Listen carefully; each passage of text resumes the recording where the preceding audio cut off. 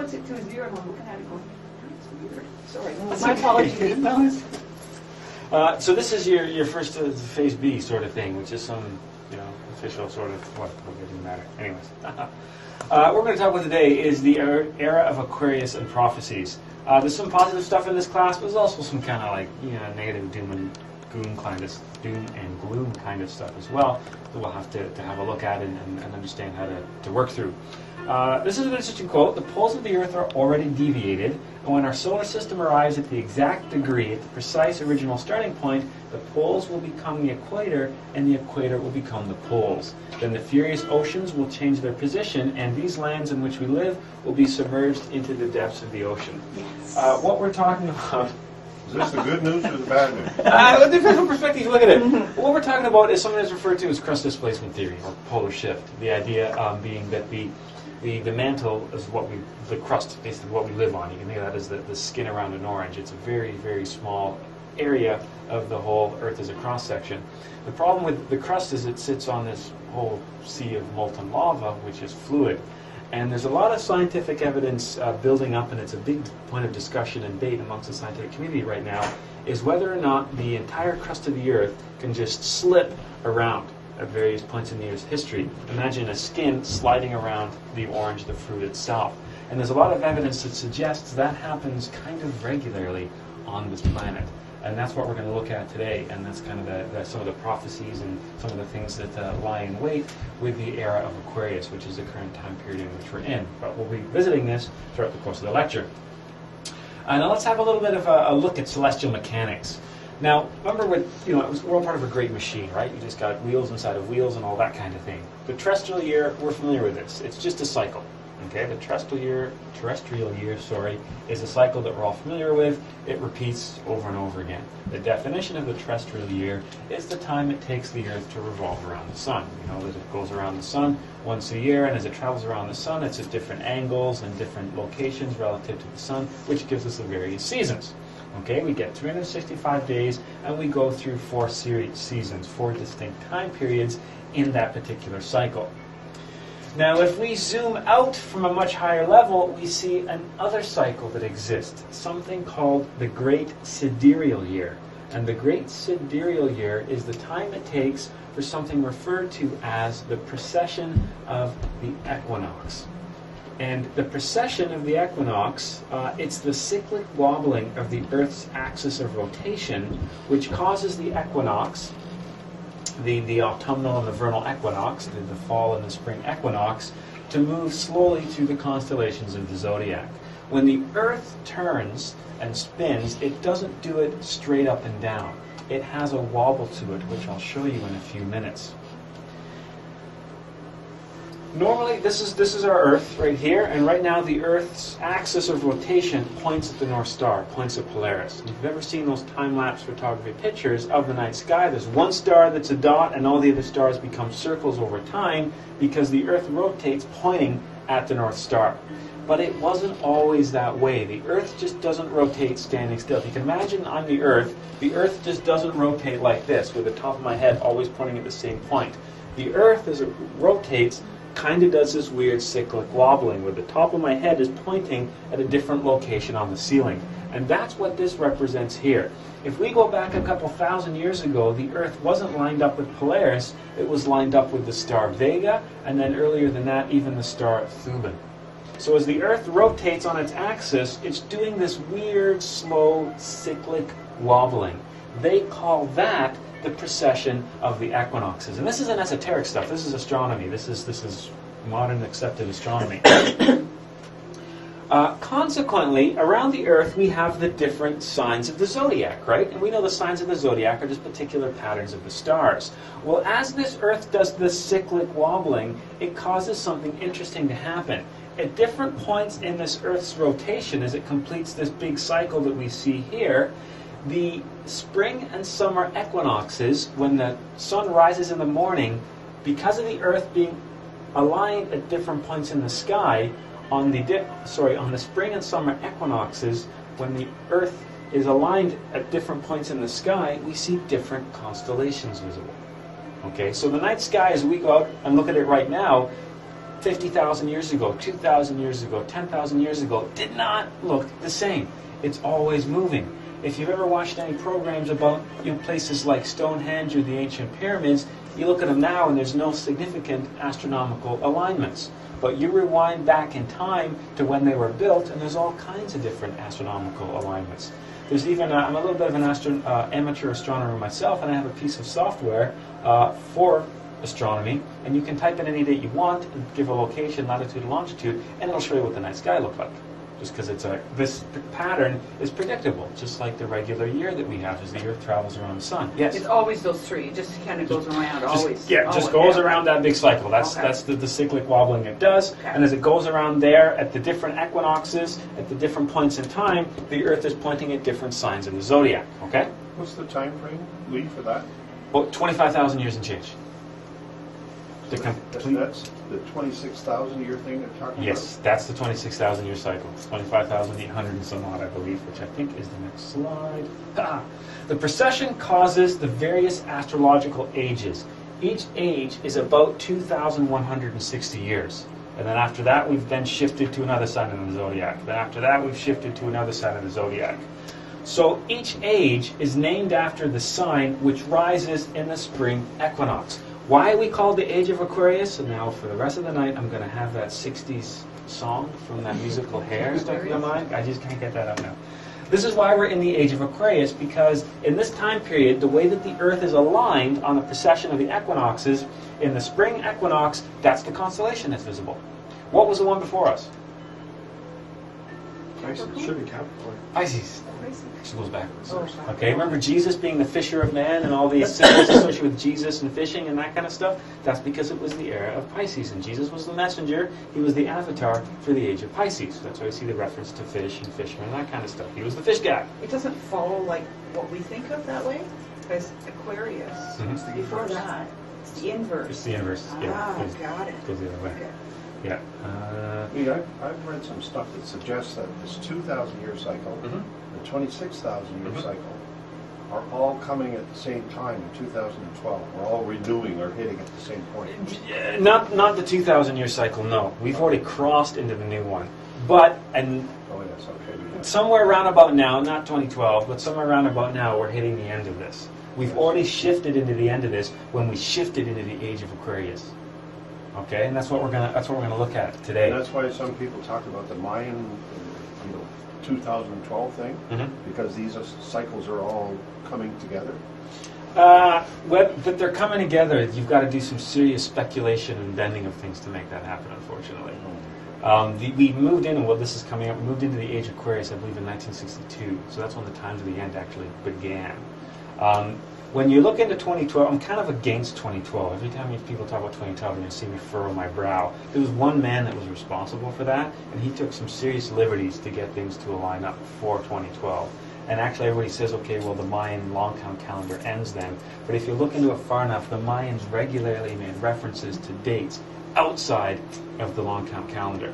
So it's kind of like a bit of a buzzword. I was I was in chapters with a friend a couple of weeks ago, and I wandered over to the New Age section, as I'm apt to do, and I couldn't believe the number of titles I was seeing with 2012 on. I was losing my mind. I was like, what is going on? It's just like a buzz thing that people have logged onto. It's the new Y2K, right? Because we love to fear. We talked about that last week, right? How much fear drives and controls us, and we love the concept of fear, and it's just something else to be afraid of, right?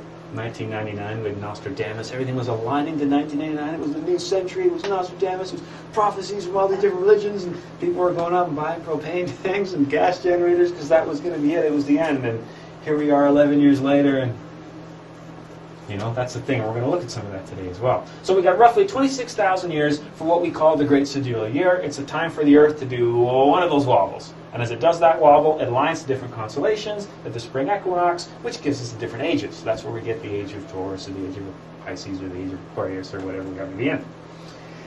Instead of 4 seasons on that trip, just like we have in the year, we get 4 ages.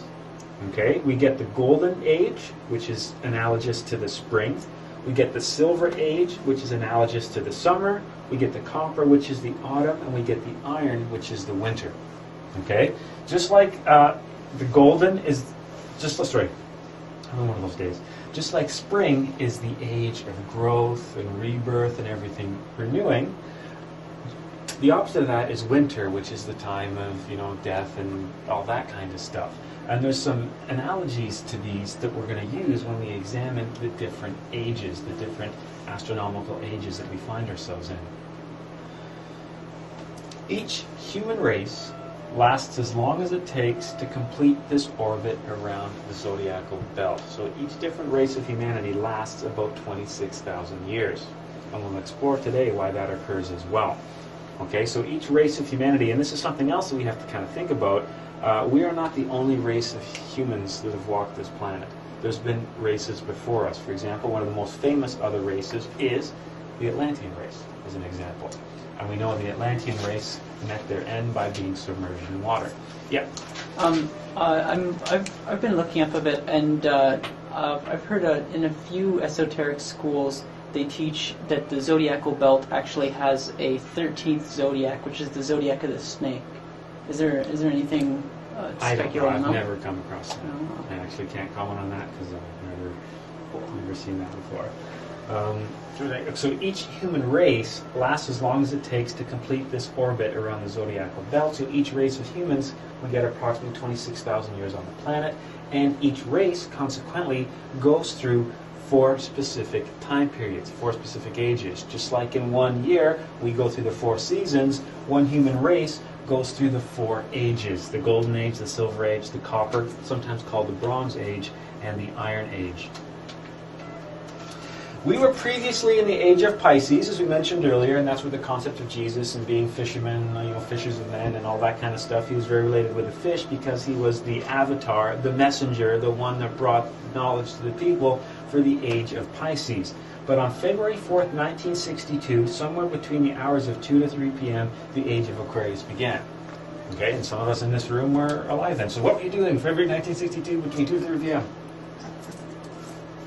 Okay, that was the time we transitioned from the age of Pisces into the age of Aquarius. And if you start this debate amongst astronomers, you get a bit of a heated argument to specifically when that was. Problem being, it's not like, there's one constellation and then another one suddenly appears. As you're gradually moving from one to the other, there's a gray zone where you're going to be in both for a while. And how do you decide exactly when you go from pointing at that picture to pointing at that picture? There's a point in overlap where you're kind of at both. So consequently, there's a bit of debate specifically when that was. But Master Samael came forward and he said, this is it. February 4th, 1962, between the hours of 2 to 3 p.m., that's when we officially switched into the new age, the age of Aquarius. Our present race, the race of humanity that is occupying the planet right now, was born in the last age of Aquarius, after the universal deluge, the Great Flood. The Great Flood is interesting because that's something that a lot of the world's religions share. For example, in Christianity, it appears as Noah and the flood in the ark, right? We see that myth appear again in Aquarius. It appears in aspects of Chinese mythology. It's a regular occurrence on the planet, the idea of irregular flooding. And we'll see why today that comes up regularly in humanity's history. Once again, we've returned to the age of Aquarius. The great sidereal year is almost complete. We're back where we started, which means our 26,000 odd years is getting pretty close to the end. Okay, our race began in Aquarius. Now we've arrived back to the starting point. We've arrived back to where we came, and what we're going to look at today is just what happened. Why is it we only last about 26,000 years? Let's have another look at the 4 ages, the gold, the silver, the copper, or the bronze, and the iron. There has been and will be other races of humanity that exist. We like to think we're the be-all, end-all, that no one has come before us, and no one will ever be able to match our crowning achievements. But it turns out there's been other races of humans before us, and there'll be other races of humans that come after us. We are the 5th of 7, where what's referred to as the Aryan race. This is a hard word to say in mixed company now. Thank you, Adolf Hitler. He stole that word.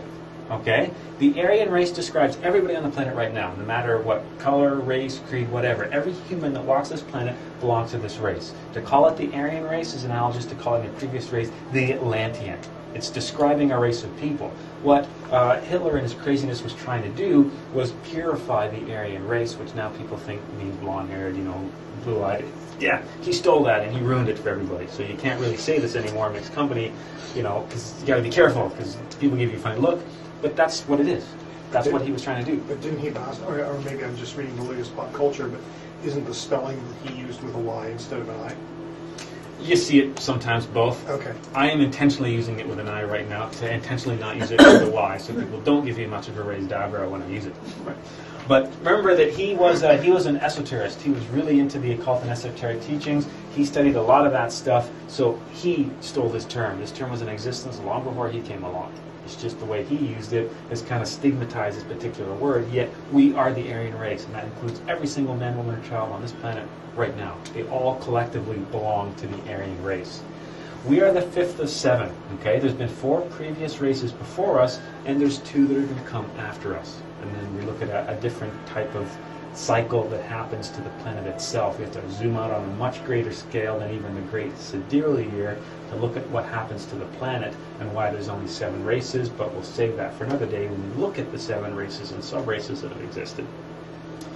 Each race goes through 4 ages. The ages represent periods, or you could almost think of them as stages of development: the gold, the silver, the copper, and iron. As each age comes, humanity gets more and more degenerated and involuted as the ego complicates itself. When a new humanity starts, it always starts from the ashes of the previous race. The analogy of the phoenix rising from the ashes. A new race of humanity always begins from the ruins of the previous race. And it's usually those with the awakened consciousness that manage to get through the disasters and the catastrophes of the previous race, and those with the awakened consciousness go on to start the new race of humanity. Because they're of awakened consciousness, they get to experience what we refer to as the Golden Age, where the majority of humanity has an awakened consciousness and the ego is almost eliminated. So the balance, the scales tip in the favor of the consciousness. And this is the age when the gods rule. This is the age when the spiritual beings walk the earth. This is the age or the time period when the divinities, the awakened masters, take physical bodies to exist on the earth to grow and develop. As time goes on, we see the balance go from consciousness to ego as the ego starts to grow, corrupt, and people become involuted until the scale tips the other way, where the consciousness is the one that's small and dim, and it's the ego that's strong. That's the Iron Age, okay? And unfortunately for us, that's the age that we're in right now, where the voice of the higher being, basically the God and spirituality and the divine spark within us, so many people are so far disconnected from that it's the ego that reigns in the Iron Age. Yes? So at the end of the last race, the Atlantean race, when the end came, the Iron Age for the Atlantean race, and degeneration occurred for the Atlantean race. On the ashes of that race came the Aryan race, but how many Atlanteans were able to, or were the Atlanteans the fathers of the Aryan, the new? Well, one of the things Aryan race? that happened is just to quickly get outside of this, the continent of Atlantis. People, well, where was Atlantis? Where was Atlantis? It was right in the middle of the ocean that's named after it, the Atlantic Ocean, right? So just a quick look. Here's, you guys know I'm a bad artist. This is North America. This is South America. Kind of looks like that, doesn't it? This is England right there, and there's Europe down here, and this is Africa, which kind of looks like that, if I'm correct, right? Yeah, that's good. That's Good, it's good, not bad. Well, Atlantis basically it was a big landmass that sat right in the middle of here. One of the things that was happening when this continent, and we'll look at why this continent was submerged and all these climate and other catastrophes happened, when this continent disappeared, some of the people that lived there were able to flee to areas that they knew would have survived the catastrophes that were, wrecking the planet. So we had a bunch of people that took off this way and kind of took off this way. And those people became the ones that started the cultures of the Egyptians and the Mayans and Incans. That's why we see so many similarities in the religion and the architecture and the pyramids of South America and Egypt, because they were started by the survivors of the Atlantean race. So Okay, over so a the long period of Aryans time. are the survivors, Descendants, the you could call descendants it, of the Atlanteans. the Yeah. survivors of the Atlanteans. Yeah. So where did the Lemurians come in? The Lemurians were the ones before the Atlanteans. So if you look at the pedagogy, it was the protoplasmic, the Hyperborean, the Lemurian, the Atlantean, the Aryan, and then something called the Koradi that comes after us. And we'll look at that later. That's a whole other class. But the Lemurians were the ones that came before the Atlanteans. Well, they were supposed to be scholars. We're going to say scholars, let's say. And weren't the Atlanteans supposed to be warmongers? In the end of the when they degenerated, yeah. And that's the problem. Every race begins, well, not so much. We have to back a little bit further. See, the Lemurians, they had the advantage. The first half of the Lemurian race, the ego didn't exist, and they were almost purely spiritual beings. We see the ego arriving towards the end of the Lemurian race, and it just keeps getting stronger with each race as time goes on. So as time goes on, the humanity starts out pure and then slowly degenerates into the stage that we're in right now. The Golden Age then represents the perfect, the pure humanity, and we like to say the God's rule. It's the will of the Father that rules the Golden Age. I don't mean the Father as some kind of God, I mean the Father of all of us. We all have our own Father, our Father who art in heaven. That's just a prayer to our higher self. During the Golden Age, too, remember that masters, spiritual beings who need to develop, they have the ability to choose the time and place they take a physical body. In the Golden Age, that's when a lot of the awakened consciousness, the beings with awakened consciousness, come back in physical body to further develop and work on themselves. Okay? They all bail on the Iron Age for the same reason that if you had a bowl of good fruit and you placed one rotten fruit in it, what would happen? All the food goes rotten. So we hardly have any masters walking the earth right now because the pull of the ego is so strong they don't even want to be around, because a master can fall. Okay, it's possible for a master to fall, lose his consciousness, and have to go through that process again. They're kind of avoiding us right now. They're just avoiding the world as a whole. Silver is where humanity starts to tarnish and lose its purity. You can think of the Golden Age as pure consciousness, no ego. But every being that comes to the physical world is trapped by the illusion and the oasis, the false mirage of desire, which gives birth to the ego. So it's just a matter of time before that ego starts to grow and develop again. That's where we see the ego begin to develop. In the Copper Age, that's where humanity really starts to separate itself. That's where we start to develop borders, the concept of mine and possessions, and where we really see the ego start to take hold. And then finally we get to the Iron Age, which is referred to as the dark times of Kali Yuga. And that's the truly difficult and terrible times where there's so much ego. That inner spark in so many people is so dim and it's so far that it's barely even perceived anymore. And it's just a constant balance. Just imagine a pendulum swinging from one side to the other. That's all this is.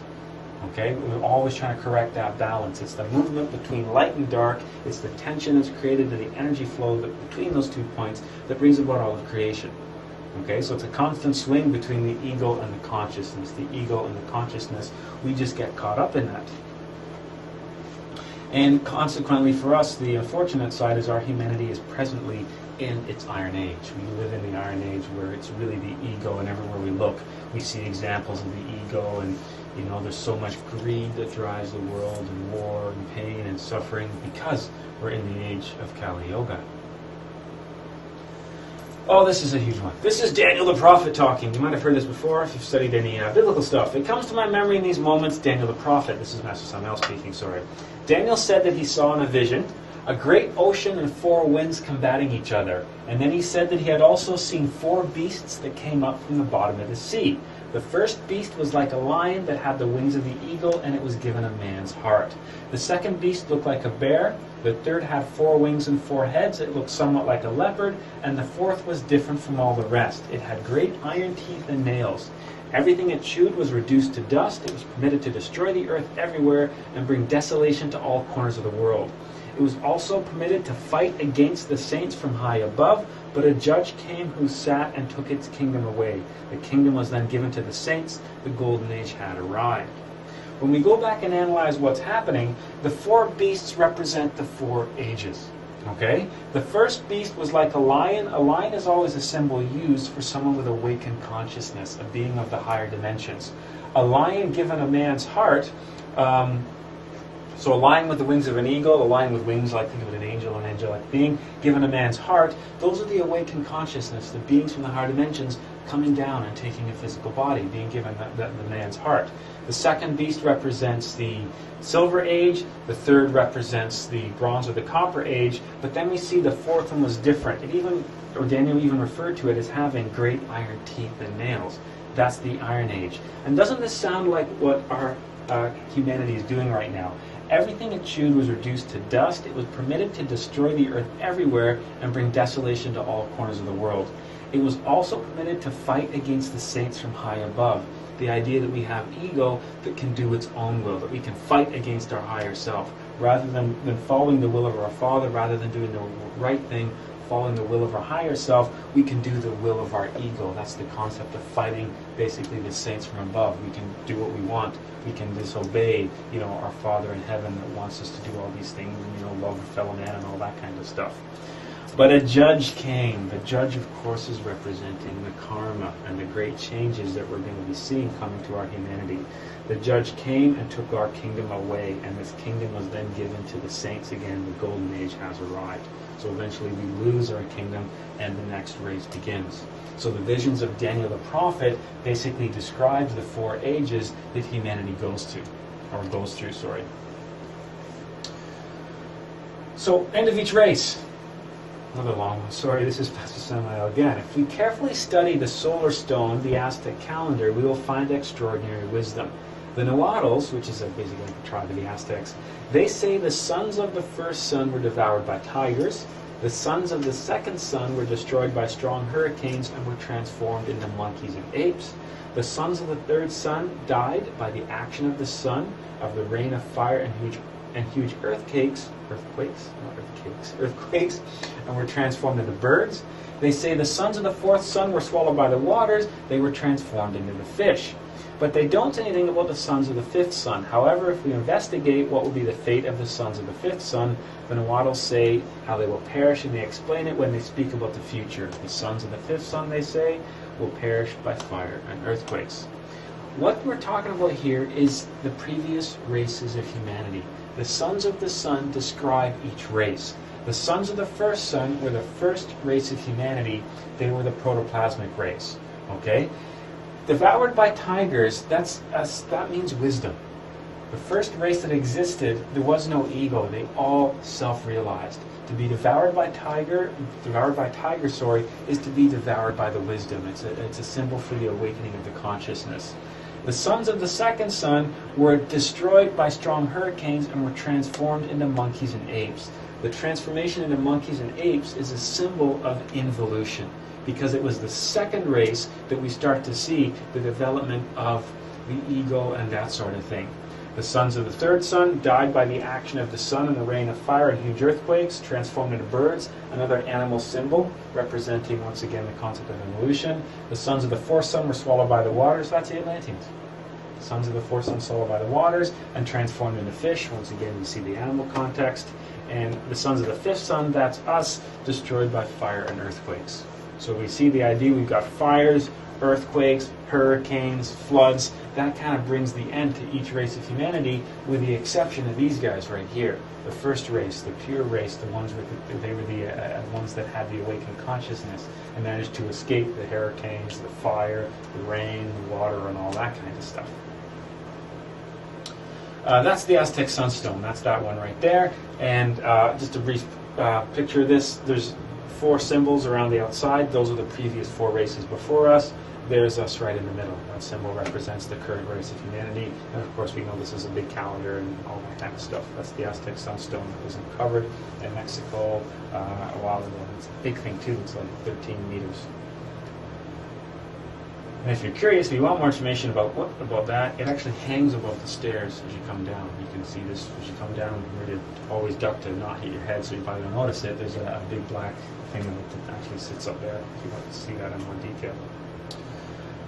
The sons of the first son, the first race, the protoplasmic, they were devoured by tigers, the symbol for wisdom. They self-realized.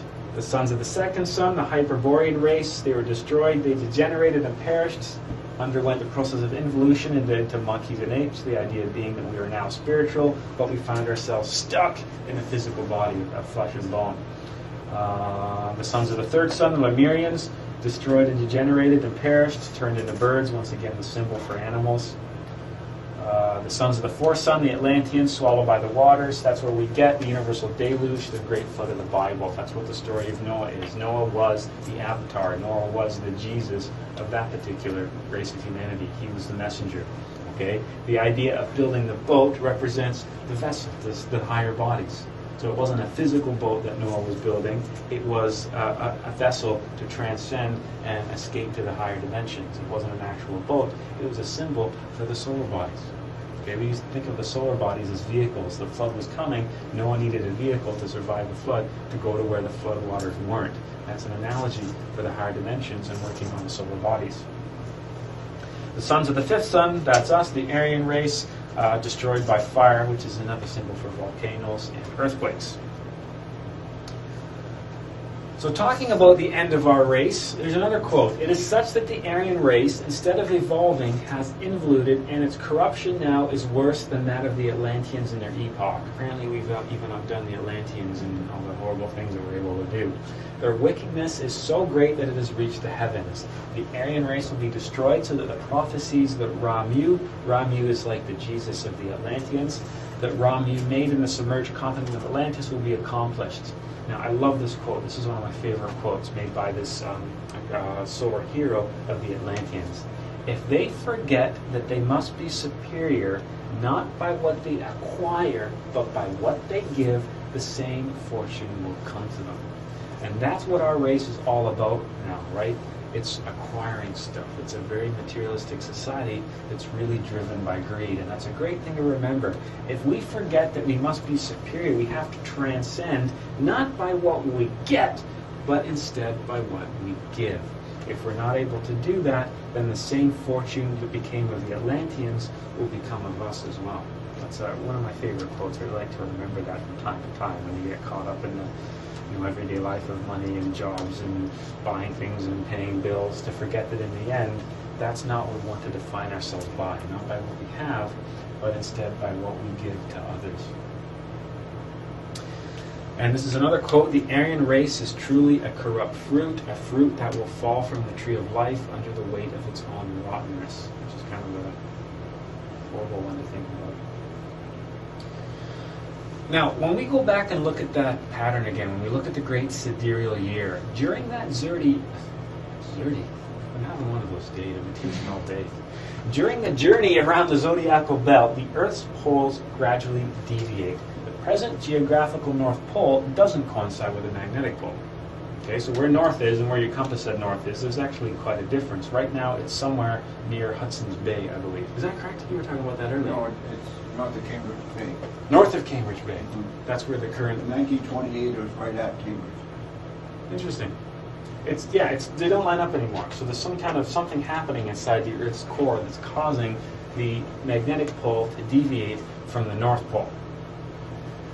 The poles of the Earth eventually deviate so far that the poles will be the equator and the equator will be the poles. What we're talking about here is that aspect I was mentioning earlier with the quote that started the class. The crust will slip over the mantle like the skin of an orange sliding around the fruit. So imagine that what's at the North and South Pole, they suddenly become the equator, and the equator suddenly become the poles. Okay, that's what we're talking about right now. Crust displacement theory is what the scientific community is referring to it, and it's a real subject of debate right now, a real hot topic. Polar shift is sometimes referred to as well, polar shift or crust displacement theory. Here's another quote. In a polar region, there is a continual deposition of ice, which is not symmetrically distributed around the pole. The Earth's rotation acts on these asymmetrically deposited masses of ice and produces centrifugal momentum that is transmitted to the rigid crust of the Earth. The constantly increasing centrifugal momentum produced in this way will, when it has reached a certain point, produce a movement of the Earth's crust over the rest of the Earth's body, and this will displace the polar regions towards the equator. Imagine a basketball, and the basketball has a weight on the top and a weight on the bottom, and those weights aren't even. If you spun that basketball, what would happen is that basketball eventually wobble until those weights distributed themselves around the axis of rotation. Okay? That's what this quote is talking about.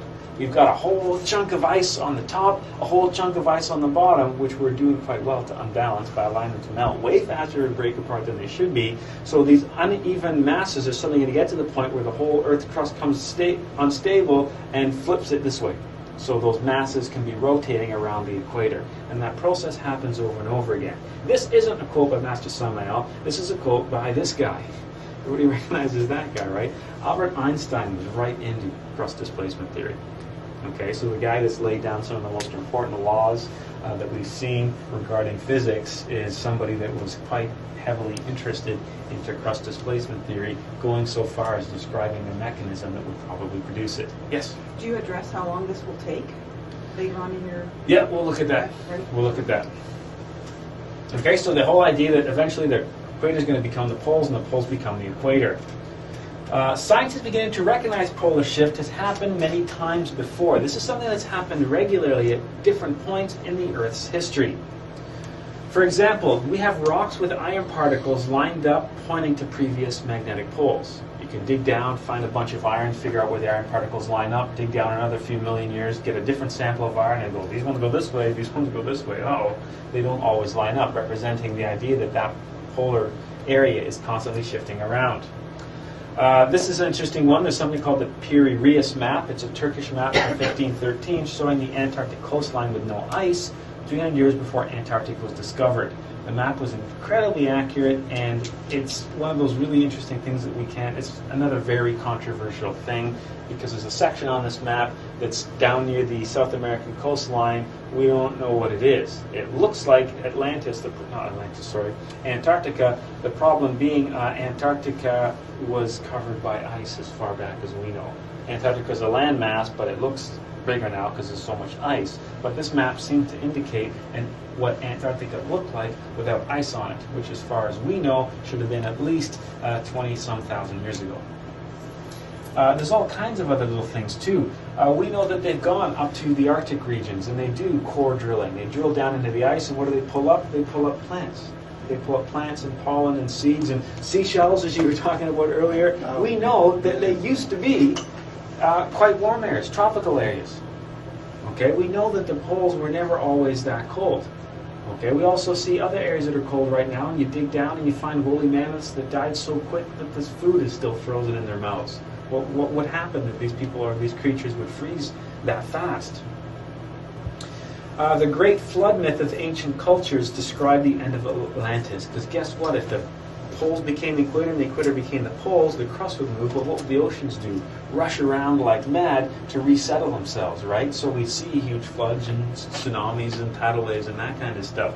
That would be something capable of submerging a continent. Okay? And that's the other thing as we look at across the Earth's history, as crust displacement goes, we find that the continents themselves are constantly going between an area of below water to above water. Okay, and that's responsible for a lot of the upheaval that we see with various continents and the seismic activity that creates mountains and that kind of stuff. You know, you can go to some of the toppest or the highest mountains in the world and dig in the rocks near the top, and you find fossilized seashells. Letting you know at some point that used to be under the water. But as the crust displaces, it's not going to be a smooth ship or a smooth slip. There's going to be a ton of seismic activity as different plates crash into each other to rearrange themselves. Yeah. So the destruction of the Aryan race comes about through fire and earthquakes. Mm-hmm. So the fire part would be global warming? That's one of my theories. I don't know. Well, when you think of when you look at crust displacement theory, if that actually was to happen, there would be a tremendous amount of seismic activity, which would bring about all kinds of huge volcanoes. So you can look at the fire sometimes too as the volcanoes. But I've often wondered, that's something I've wondered for myself. I don't have any way of verifying that, but I wondered if that fire was an analogy for just heat and global warming itself. But you can also look at it, and modern scientists that are debating this, trying to figure out what exactly would happen. There would be some serious seismic activity which would generate some, volcanoes like we've never ever seen before. All these super volcanoes like Yosemite National Park that are all like creeping up to some big point, that would probably set them all off. So that's one of the different theories as well. Effects of polar shift as stated by modern science. So we saw what the Nahuatl said and how they described the end of each race. We saw that. Let's look at what modern scientists say would happen if we saw this crust displacement actually occurring. They say we'd see tremendous earthquakes, volcanic activity, the cause of the fire that destroys many civilizations. What else would happen? Well, displacement of oceans. Tropical areas plunged into Arctic areas, and Arctic areas moved to tropical areas. The displacement of oceans would, of course, explain the flood and Noah and Atlantis and all that kind of stuff.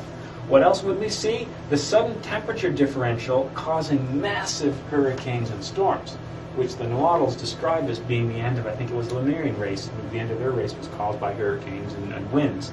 That's something else we'd see as a product of crust displacement or polar shift.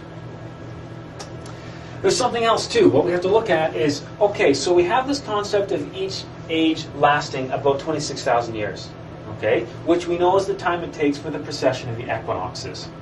Well, why would it be? Why would there be something that, why would it be that it was exactly 26,000 years, give or take, that caused this crust displacement theory? Why does it seem to happen with a certain amount of regularity? Einstein has its theory about the deposition of ice and eventually reaching a tipping point where there's so much instability that it suddenly tips. Is there something perhaps outside of us? Is there something astronomical that could perhaps explain that shift? And this is what Master Samael talks about. Hercules is a particular planet. As part of the celestial mechanics of nature, an unusual astronomical event will accelerate the revolution of the Earth's axis. There's something right now, we've got the masses of ice on the poles that are kind of unbalanced. We've got the Earth kind of getting ready to go, but there's an outside astronomical event that accelerates that causes an influence to suddenly upset that whole balance and cause everything to tip. There is a large planet that orbits a neighboring galaxy that will come close to our galaxy. And that large planet, Master Samael gives the name of Hercules. So we're going right there. So Venerable Master Samael calls the planet Hercules. And this planet is massive and will exert a considerable gravitational pull on the planets of our solar system. This is kind of the way that he has this set up. This is our sun down here. Let's draw the sun like that, and let's say these are the planets of our solar system. You have Mercury, you have Venus, there's us as Earth, and then you have Saturn and Jupiter and all that kind of stuff, right? And way over here, like really far away, there's another sun. Okay, there's another sun up there. And there's this big planet that's in orbit around this massive sun. And this planet is what he calls Hercules, this one right here. Now let's say that planet has an orbit of 26,000 years. Around about 26,000 years, this planet swings by the planets in our solar system.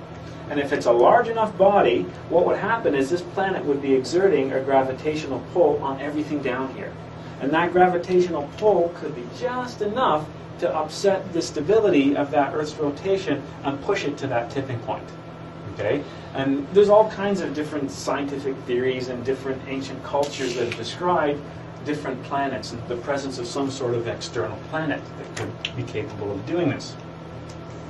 Okay, the gravitational pull exerted by this celestial body that has an orbit of about 26,000 years is what causes all kinds of havoc to the inhabitants of the Earth. Hercules is so big and belongs to a neighboring galaxy that its period of orbit is very long, about 26,000 years, coincidentally enough. This mechanical event has caused the end of previous human races. It's something that happens time and time again, as we've discussed. Now, just I'll back up a little bit. Like I said, I'm a bit of an amateur astronomer, and I spent a lot of time, studying the bunch of telescopes and that kind of stuff. And when I first heard about this, I was thinking, well, wait a second, I know a lot about astronomy. I don't really know how this would work because I have this really big telescope, and I can see all kinds of things. I can see asteroids, I can see all the way out to Pluto and all that kind of stuff. So if there's a planet that was that big, you'd see it coming. Like, come on, we can see quite far. We have all kinds of abilities to look really far into the heavens. We'd be able to see this thing if we knew it was there. And while I was thinking these thoughts, it was interesting because I was subscribed to an astronomy magazine at the time. And when I received that month's astronomy magazine, there was a story about these things called a brown dwarf. A brown dwarf is a giant gas planet. Now, we know that Jupiter is a gas planet, and so is Saturn. They're really giant balls of gas. The modern theory of what they are, they're basically failed stars. We know a star is a giant mass of gas that basically undergoes a nuclear reaction and becomes a sun, right? Well, there's planets that don't quite get the enough mass to do that, and that's what a brown dwarf is. It's like a planet that was, or a mass of gas that didn't quite gain enough mass to become a sun, but it's still out there nonetheless. The creepy thing about brown dwarfs is they wouldn't give off light, so you wouldn't be able to see them. And there are some points in the sky that we regularly watch, and there's one spot in particular that they basically call the hole, because there's nothing there. But that's a problem, because there should be something there. We can look into different parts of the galaxy, in the universe, we see stars, planets, nothing. Stars, planets, stars, planets, stars, planets. And at first it doesn't seem like a big deal, but as scientists are looking and experimenting more into this, they're saying the fact that there's nothing there is a problem, because there should be something there. And that's why people are throwing around these theories of brown dwarfs, things that don't give off light. There's no sun to, illuminate that area of the sky to reflect anything, so you'd never actually be able to see it being there. Is that what they would call a black hole? Well, a black hole is something different altogether. A black hole is something different. It's like a star that's collapsed on itself. But this is an area of the sky. It's a big chunk of sky that there should be stars and planets and other things, but it's just void of anything. And we don't really know why it's void of anything, because it should be full of lots of stuff, but it's not. And that's one of the suggesting, and that's when we start talking about, if you get into quantum physics, dark matter and all that kind of stuff as well. That's what we're hinting at with some of these things right here. The idea being that yes, there's planets, and there's asteroids, and there's comets, and there's suns, and there's stars, but there's other stuff there. And we don't know what that other stuff is or what it does. We haven't figured that out yet. So once you gain the ability to astral travel, could you go and check that out? Go and look at that? Not particularly, but what you could do is, and what you can do, is you can go into the Akashic records and you can see the fate of the previous races themselves. One of the things this is a weird thing to say, there is limits to the extent with which you can astral project, and those limits basically end at our galaxy. Okay, so you can't go without outside of the galaxy. No, you can go to other planets, as silly as it sounds. I've checked out Mars, it's really not that exciting.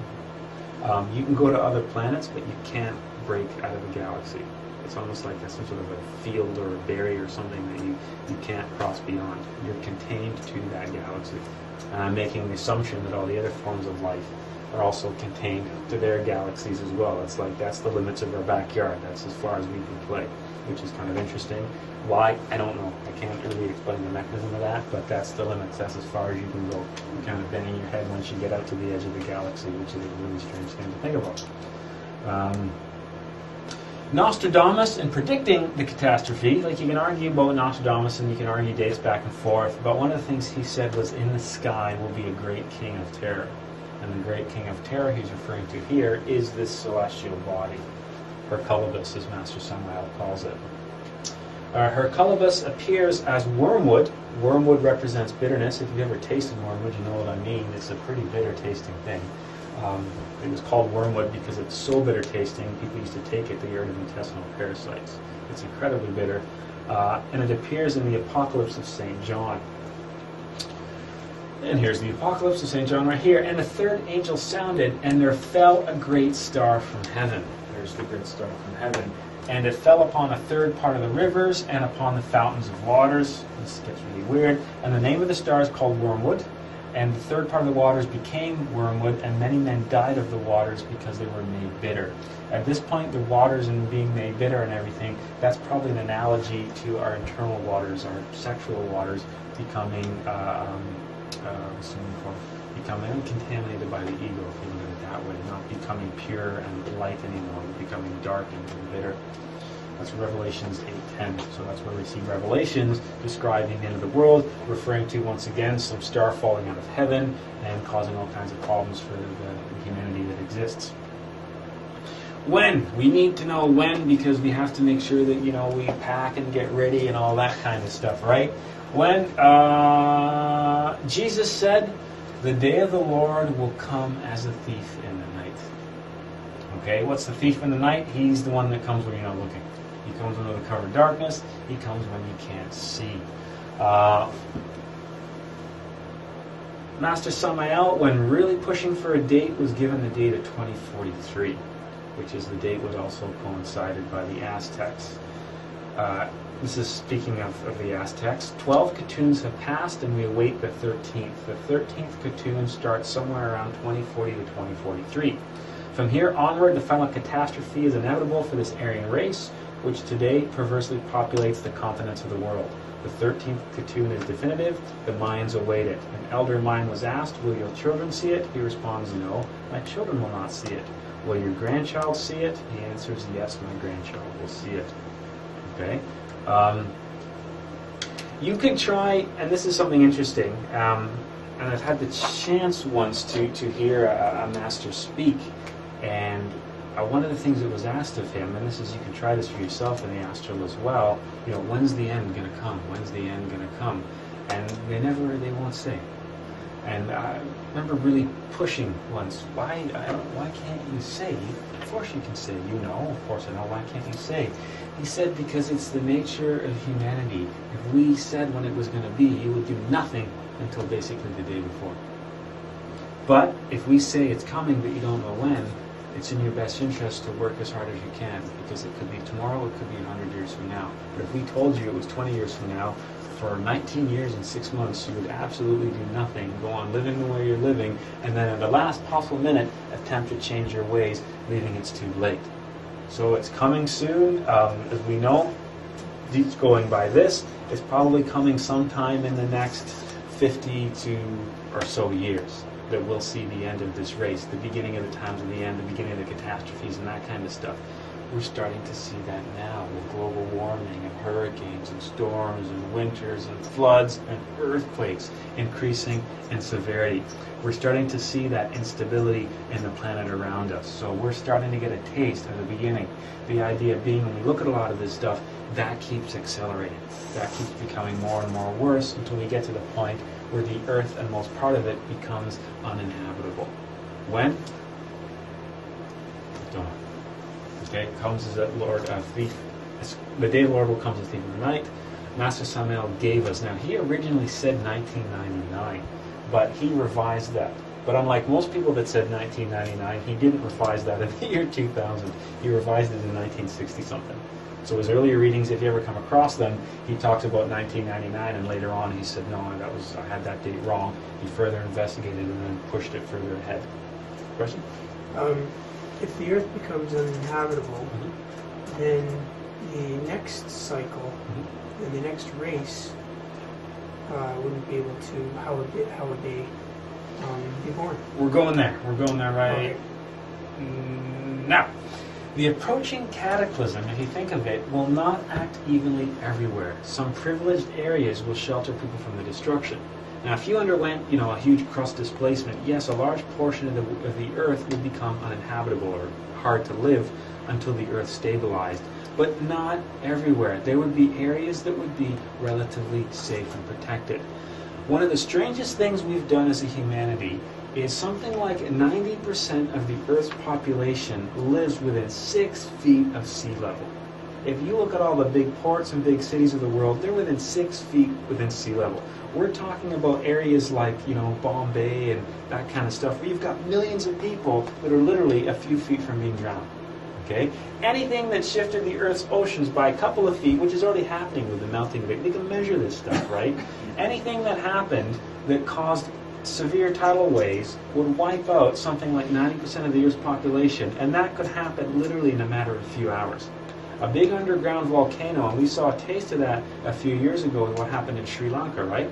Some underground disturbance and releases a huge tsunami that wasn't announced by an earthquake or anything else like that. Some large catastrophic event underwater or an asteroid or something like that. You're talking a matter of hours that tidal wave would be able to go from one side of the Earth to the other, and wipe out like 90% of the population without harming a huge portion of it. Okay, so that's what we're talking about. Now, how would we know? How would we know where to go? The answer to all of this is those with the consciousness awakened will be able to see what's coming. Because with the consciousness awakened, we can know things before they happen. Okay, that's one of the mechanisms that makes it possible for the golden age to start. The phoenix rising from the ashes are those with their consciousness awakened. Right now there's a large percentage of people with an unawakened consciousness, very small percentage of people with awakened consciousness. Wipe out 90% of humanity and suddenly that scale's going to tip. The majority of people left after the disaster will be those with the awakened consciousness. They will go on to repopulate and build a new race. And this is an interesting thing to think about because we've all heard of the Human Genome Project, right? They're trying to track down the origin of our DNA. And they've been able to figure out that we're talking about every single man, woman, and child on this earth can trace their roots back to a small band of less than 10,000 humans. And the leading scientific theory right now is there was probably some great catastrophe that these 10,000 people survived in one specific location and then went on to basically create everybody that's alive today. So that's like a science theory that that everyone today basically shares their ancestry with a small group of people because there's so little genetic variation from human to human. Although we look drastically different, at a genetic level, we are like very close to each other, like frighteningly identical, suggesting that we came from a very small group of people, which also coincides with this theory as well. Yes? So Atlantean physiology resembles Aryan physiology. Yeah. Yeah, when you go back, when you start talking about the Lemurians and beyond, then you start talking about humans that looked different. When we start talking about the protoplasmic race, at that point the Earth wasn't even in the third dimension. The Earth was still crystallizing in the fourth dimension because the Earth undergoes a big cycle of moving through various dimensions as well. So yeah, the Aryans, for all intents and purposes, look pretty much like us. The Lemurians were really large. We've all heard the race of giants that walked the earth. That's describing the Lemurian race. They were physically like us, but a lot larger. And then once you go outside of them, then you start talking about semi-physical versus semi-etheric bodies and other weird properties. We'll look at that later on as well. Yes? Years ago, I read a book by James Churchward, and it was the 7 stages of Earth. And the first stage was one where it was lighter than air. And Yeah. it lasted years, and the Earth gradually got denser and heavier, Yeah. smaller and That's smaller. describing that process, absolutely. As the Earth transitioned from the fourth dimension, which is the etheric plane, that's the lighter, and as it crystallized and became denser into the physical plane, eventually it goes back up again. The Earth's kind of caught in the cycle between those various dimensions, and that's exactly what he's describing. Well, when the Earth though becomes that dense and that heavy, will it not eventually just call in on itself and become a black hole? I've never seen it described as that before. It becomes dense to a certain point, like Yeah, it just it's can't always get- an expansion and contraction. So it contracts and then it goes the other way and expands again. We see everything as a big expansion and contraction. The whole universe kind of works like that as well. Everything's an expansion and contraction. It's sometimes referred to, the Hindus do it really well, that Brahma being God, when he exhales, he breathes out, all of creation comes into existence. But later on, he breathes back in and draws it all into himself, and it undergoes that process. The Earth does something similar. It starts as the semi-etheric, semi-physical in the fourth dimension, crystallizes down into the third dimensions, goes back up again, crystallizes. It kind of does this expansion and contraction thing, which is kind of interesting. Well, the book I'm reading now, they're more or less saying that those beings in the fourth dimension are really having a lot to do with how the third dimension lives, and almost using us as puppets. Yeah, to a certain extent, because we know the egos, they're not from this dimension, right? They exist outside of us in the higher dimensions. So that concept of puppets is really interesting if you look at that context. Master Samael predicted in the 1960s, so this is before anybody was talking about global warming and all that kind of stuff. In the 1960s, in a book called The Solar Bodies, he says that we will see melting of glaciers in the poles. He goes on to talk about increases of hurricanes in coastal cities. He talks about changes in the ocean water currents. That's kind of a really scary one. Anyone done any research into this? Basically, there's currents in the ocean that establish the temperatures that we have, and they're starting to slow down. And if they slow down or stop to a certain point, then we're really in trouble. because we're going to see all kinds of extreme, bizarre weather patterns. Yeah, actually, in recent history, in something like April, our ocean current is being disrupted as of like that oil spill that happened. There's a lot of scientific research going behind it about how the currents of the planet are now like all messed up because of our Because of us. big disaster. You know, whoops. There's I don't know if you formally call it science fiction per se. Kim Stanley Robinson has about a 3-part series where he talks about extreme environmental change and that sort of thing as a result of it, and sort of puts it in the near future in the same ways where everybody thinks it's going to warm up, but actually you can go into almost like an ice age. Yeah. Yeah, remember the last ice age, what was that, like 10,000 years ago? That's not that long ago, right? That's not a big time. Yeah, everybody says global warming it's not everything necessarily getting warm, but he talks about, like, he gets very specific. It's not just, we're going to see meltings of glaciers and poles. He talks about warm pools of water on glaciers which undermine them and cause them to break apart. Just to kind of show you that idea. And this is something that we've actually been measuring and watching in the last couple of years. So you've got yourself a big glacier, right? These things are huge. They kind of, sit like that. And we've got, of course, a couple degrees warmer in temperature. We've got the sun and the low zone and all that kind of stuff. So we start to see pools of water that build up on these melted glaciers. Now these pools of water, the water goes through cracks to the glacier and pools underneath. And now this glacier is now floating, and what happens is the glacier cracks off at that point and falls in the ocean. And we're talking about glaciers that are like huge falling in the ocean. And there's even YouTube videos of this happening. There's people who've taken videos as a giant glacier falls apart. And it's like, the big one right now is one off of Greenland. There's a name for it, I forget its name. It's like named after a prince something. It's a prince something, ice field or glacier field, and there's a crack in it. And if that thing goes and falls off, apparently all the world's oceans would go up by like 6 or 7 feet if this thing drops down. Because it's basically like a continent-sized chunk of ice that would, slip under the water. And if that happens, then there's going to be a huge tidal wave that's going to go around the world and raise the oceans, and it's kind of frightening to watch. What else does he talk about? Melting of icebergs, raising coastal waters and flooding coastal cities. That's obviously a real concern for people right now. If you've seen the movie Inconvenient Truth, not that I'm that much into Inconvenient Truth and Al Gore, but when I was watching that movie, I was like, wait a second. I went and dug in that book. I was like, man, he was talking about that 40 years before it became the new thing to talk about. Okay, so that's just some of the things that he was talking about. Any questions about that? Okay, it's kind of doom and gloom in that, everything's going to come to an end, but when you look around, I mean, it can't go on like this forever, right? It's not going to go on like this forever. The good news is, how would we how would we avoid all this stuff? It's simply by awakening the consciousness. Okay? And if you awaken your consciousness, does it really matter specifically if you survive in this body, do you know what I mean? Doesn't matter. Like the survivalists, to me, in some ways have it all wrong. It's like, if there's an inevitability to it, try to make yourself a better person now while you can, and then what happens, happens. Bingo. Yeah, absolutely. It doesn't mean that was the thing. Remember, if we can, this physical body it's on a timer. It's only going to last so long. It's a body of flesh and bone, bound to the physical world, ashes to ashes, dust to dust sort of thing. It's not going to last forever. Of course it doesn't.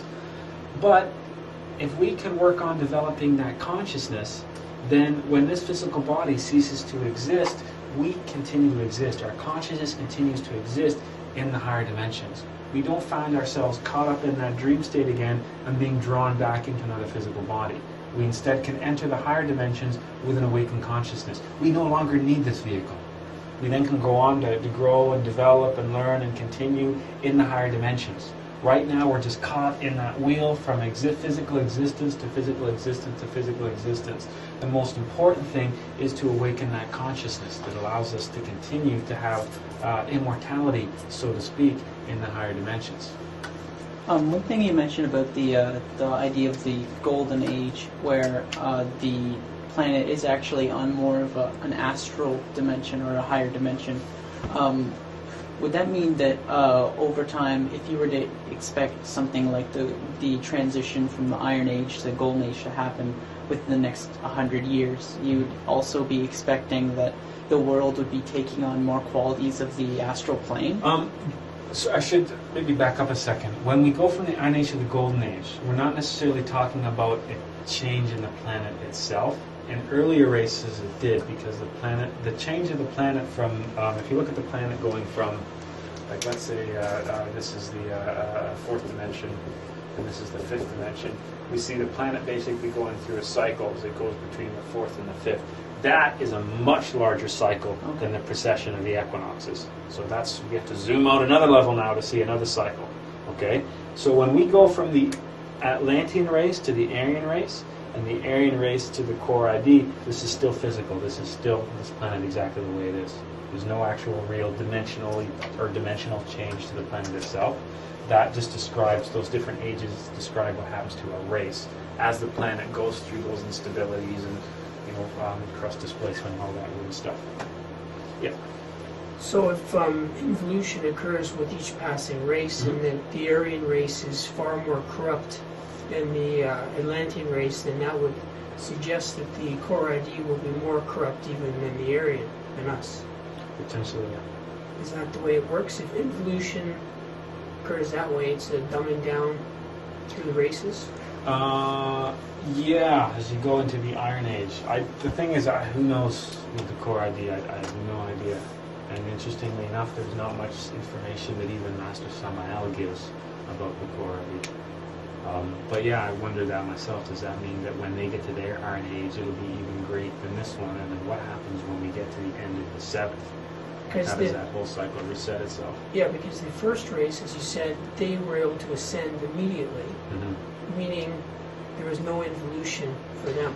The catch was there was no ego, and we'll look at the origin of the ego in a later class. The ego was actually an accident. It was something that wasn't supposed to be that ended up being. We were connected to at one point in our existence, we were connected to the negative aspect of the astral, which is the lower dimensions. At one point we were connected to hell, so to speak, and that allowed the ego to come back up and kind of infect our consciousness. And it's kind of been there ever since. I don't know at some point whether it gets permanently eliminated or what. That's the problem. So I don't know, kind of speculate on what might happen with the sixth race. So that infection process didn't occur with the first race because they were free of ego. So it must have occurred then in the second or the third. Yeah, it was as the Earth crystallized into the physical. It was something that was done in an effort to stabilize the physical planet. See, humanity at that time was like a conduit. We were like an energy transformer. We took one form of energy, converted it into something else, and fed it back to the planet. Okay, so we were almost like a form of a solar energy converter. You can think of it that way, as weird as that sounds. And one of the problems with that process is when we are channeling those energies to a different part of the planet, the energy was going two ways, and it wasn't supposed to. So we were sending this energy down, but at the same time, there's the opposite polarity. It was coming back up, and that was the origin of the ego. And once the ego got into our consciousness, it was there to stay. That's why we battle so much with it. But yeah, the early race didn't have that. I don't know whether it's at some point permanently eliminated or not. I have no idea. I won't speculate on that. I don't know. Maybe we're just living part of the plan that the gods of this effort set for us. Possibly. Yeah, they were the ones, we'll see later on, they were the ones that caused the ego. It was their accident that caused that. Now, as far as ascended masters go on the higher planes, if they have complete domain and power over galactic events, they have the ability to modify the course of events in the lower dimensions, correct? Some things like those cycles, no. Those cycles exist because of the cycles. Like an awakened master couldn't stop the Earth revolving around the sun. That's just part of a physical cycle.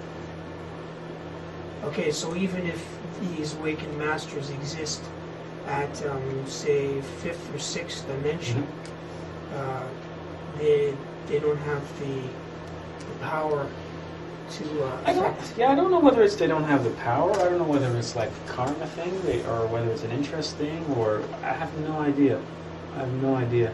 But it's kind of like a natural order to things. I mean, you wouldn't really want to be able to you wouldn't want somebody to intervene, because it's like, what was it, Deepak show, where they talk about every cell in your body dies, that death is a natural part of the process, and rebirth and everything like that. And you have to remember too, the higher you go dimensionally, when you look down, that year that the planet would take to revolve around the sun is like a microsecond, right? It's such an inconsequential thing.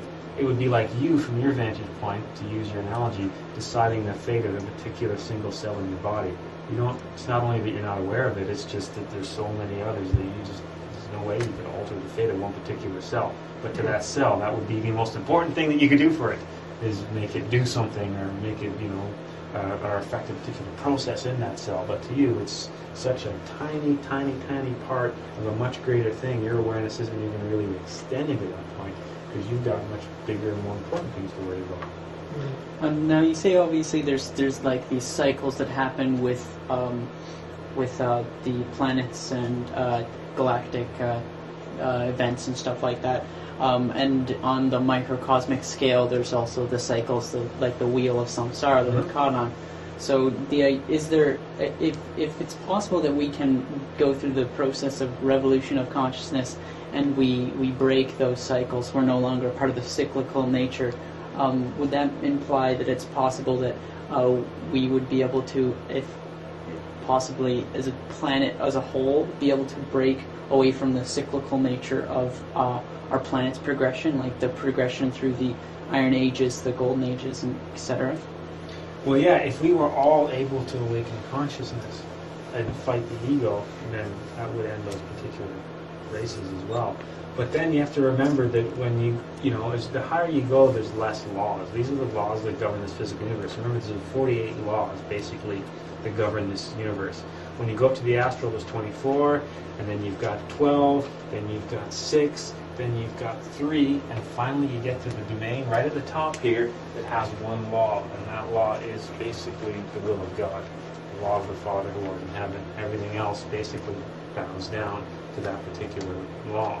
So yeah, it sounds almost like a strange concept to say, well, everything that happens is God's will, but even all the beings and intelligences that lie below that are still governed by that law. We just have no idea. We can't even perceive what it is, because we can't even follow anything other than our ego, so we're running around blind.